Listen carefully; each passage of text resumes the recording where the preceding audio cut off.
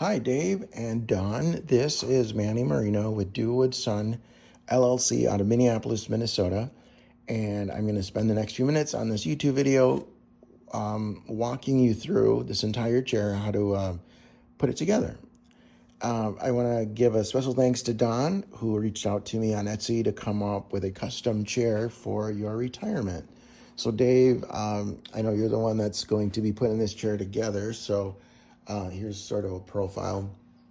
But I'm going to spend, like I said, the next few minutes just walking you through the entire chair assembly, the stain, the maintenance, and everything you need to know about putting this chair together. So, again, Don, thanks. What was super fun about this job and what I love doing is the customization. That's certainly my favorite part because Don really created this chair. She came up with the entire image, and I just put it together for her.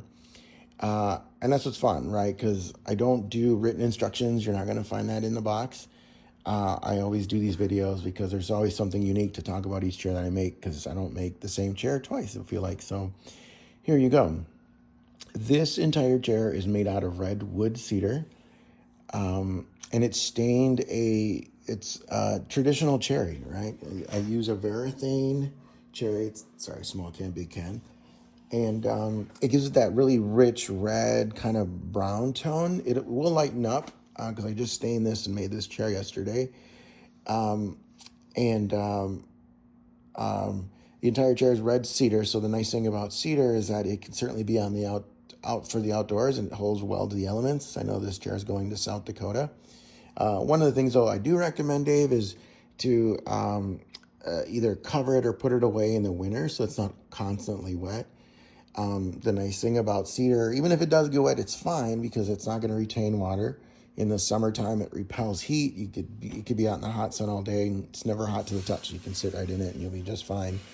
But just to kind of preserve it longer, I always recommend you cover it and put it away in the winter. But if it's covered, I keep mine. I have a wraparound porch in an old Victorian house, and I have quite a few chairs out there that just again cedar. Just holds really, really well to the weather. One day, if you ever need to restain it, like I said, it's that traditional cherry. And you can just give it a light sanding, maybe a 220 grit sandpaper or more, just to kind of get the soot off. And then you can just restain it and you'll bring this chair right back to life.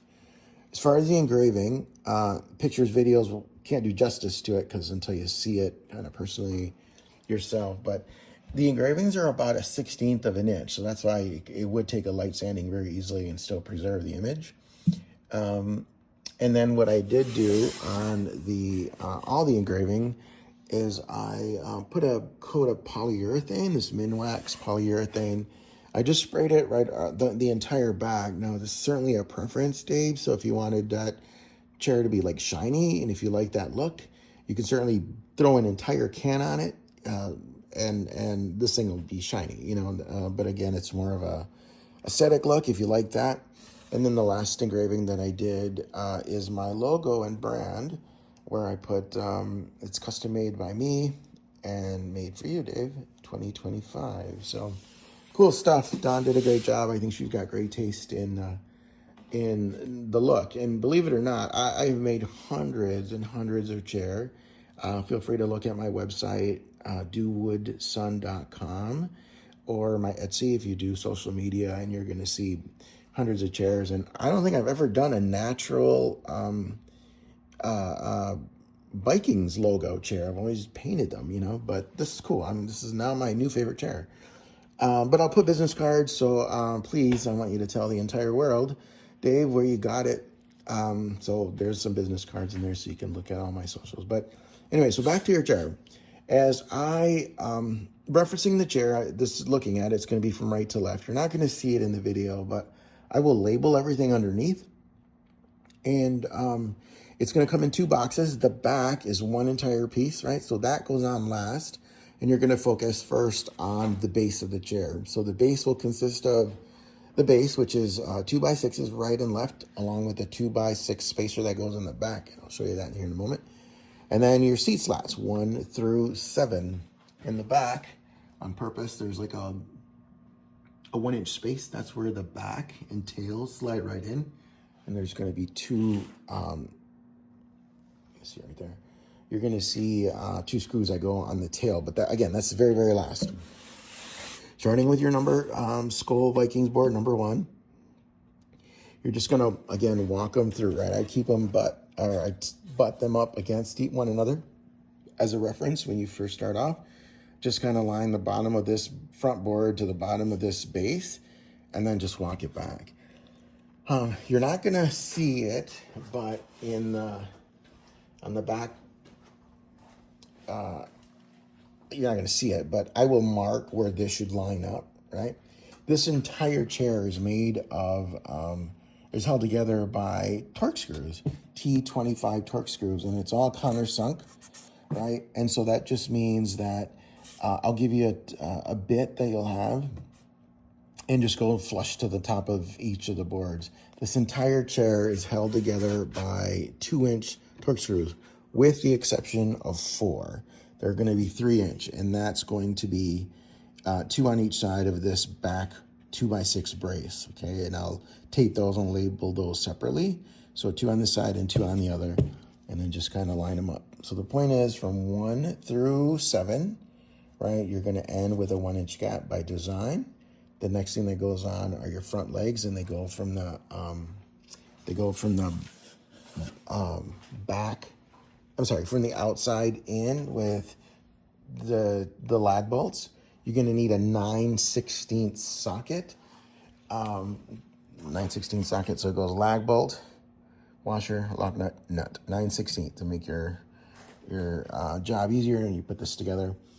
And then, as a reference point, now again, the last thing that you're going to put on is the back, but check this out. So with the shape of Minnesota, I just align the end of the base of Minnesota with the edge of this board, and that'll be a good reference point. And it just happens to line up nicely in the centered with the back, because the shape of Minnesota is kind of an odd looking shape anyways, but see what I mean? But again, that's the last piece that goes on. So here we go.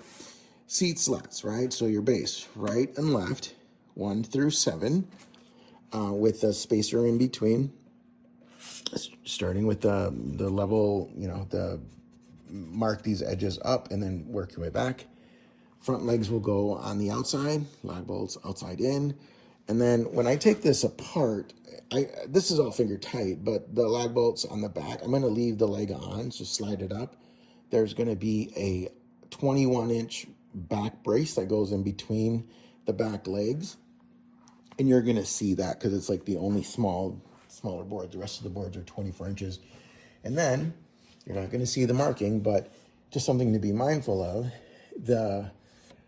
Because this is obviously as a slant to take for the angle of the back.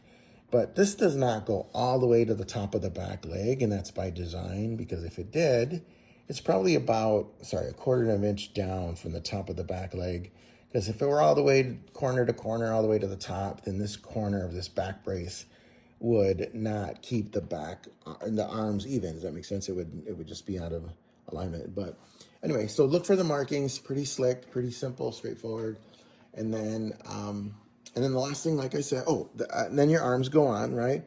So there's 3 screws that hold on the leg because of the angle of the arm, right? So this is, now you can understand why the back goes on last, because you're, with the drill, you're not going to be able to get a right angle. But what I'm going to suggest on the back is screw it in to start the screw on the back arm, right? Make it poke through the bottom, and then try to fill or use the same hole that I screwed this into, just to avoid having double holes. All right, so you got your 1 in the back, 2 in the front, pre-drilled, countersunk, boom, got it going. And then the last thing, as I mentioned, is the back. Once you center it according to the edge of this number 7 slot, you're good. And I took these out, but then you do the 4 screws that hold the back brace to the back, right? And look, obviously just going flush to the top. And it's 2 inches, right? So just be mindful of not going all the way through, because you don't want to puncture the back of the chair. And that's it. And then underneath the chair, once all of this is assembled, then the last 2 screws will be the bottom tail. I call it the tail that stick out about maybe an inch into this board from underneath. And that'll keep it from kind of shifting as people sit in and out.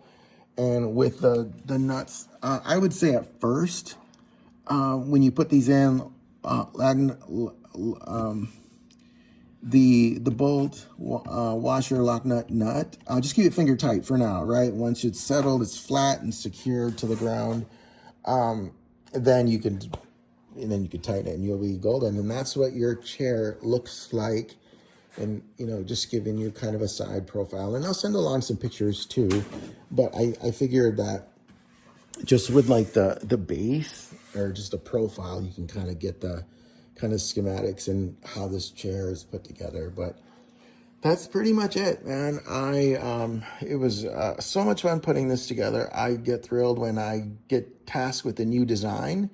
And I know I mentioned, but I can't believe it, that this is the first natural, no paint, no like fancy stuff on the back of a chair, which is super cool. And I think it's super elegant and classic too, because the wood grain is another fun part for me. I mean, I don't share this too much, but I love like shopping for wood and picking wood grains that have no knots, that's got good design. And I could just picture putting a bunch of these like zebra style, I call them zebra, but like these wood grains that have these amazing patterns together stacked. I just know like this is going to be a great chair back, and same thing with the seat. Video is not going to do it justice that much, but wait until you see it and you see these really rich grains. Man, it's beautiful. I love it. So there it is, Dave. Thank you so much. And Don, happy retirement. Coincidentally, yesterday, the Vikings played the Lions. I grew up in Michigan, man, and I'm an 80s baby, right? So I grew up in the 80s following my Lions back in the day when we couldn't win a game to save our lives, right? And so it's just full circle sort of for me, like seeing them have a good program now and they're winning and a good solid team. And then, but living in Minnesota, I'm a big Vikings fan too. So as I literally was making this chair yesterday and assembling and putting it all together and doing the file engraving and all these things, Don and I were texting. One, I was nervous because I thought the Vikings have a major task ahead of them to try to beat the Lions. And then it's a different, I listened to the radio while I was working in here and putting this together and making this chair for you. It was on the radio the whole time. So I don't have a TV really in my shop, but it's a great experience. I guess is what I'm saying, just to listen on the radio versus watching it. And then, I was thinking I was going to get very disappointed and like most Vikings fans, I guess, but no, they did good. So it was kind of fun. And being a Michigan guy, that actually went to Michigan. So I'm a big Tom Brady, J.J. McCarthy, a Harbaugh fan, and of course the Lions. So it was a fun day yesterday, and Vikings got the win. And then I made this awesome chair, so it just came full circle for me. So this is awesome. Thank you. Okay, so that I'm done, man. I know I rambled on for a few extra minutes, but this is what I like doing, and it was definitely a pleasure making your chair, Dave. If you have any questions whatsoever, you call me. You can FaceTime me if you wish. My contact number is in the business cards. You can even FaceTime me if you want, and I could walk you through how to assemble it if you run into issues. And then down the road, man, any issues whatsoever, you let me know and I'll take care of you, okay? So, but again, you got extra business card in your, I put in, this is your kit, but all your hardware is going to go in here. Please share with the world. I would love to see a picture, Dave, once this chair is assembled in your home, and I will put this on my social media if you don't mind. But again, the pleasure was all mine. Dawn, thank you very much. I will get this packaged up right now, and then tomorrow morning I will head into work and get this shipped. So you should have it in probably within 3 business days. It's going to come UPS, but I will send on the shipping information and all that stuff so you can look out for it. Thank you. This was a great thrill for me. So let me know, Dave. Appreciate you. Happy retirement. Have a good day. Thank you.